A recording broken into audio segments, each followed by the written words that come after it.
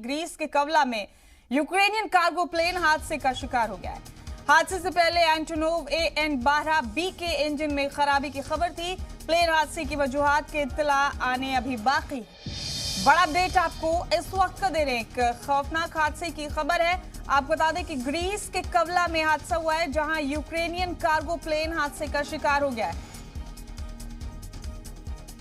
बड़ा अपडेट दे रहे हैं आपको इस वक्त का। हादसे से पहले एंटोनोव AN-12B के इंजन में खराबी की खबर थी। प्लेन हादसे की वजूहात की इत्तला आनी बाकी है, लेकिन यूक्रेनियन कार्गो प्लेन है जो ग्रीस में हादसे का शिकार हो गया है।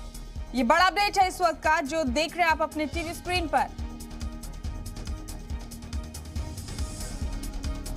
ग्रीस के कवला में यह हादसा पेश आया है, जहां यूक्रेनियन कार्गो प्लेन हादसे का शिकार हो गया।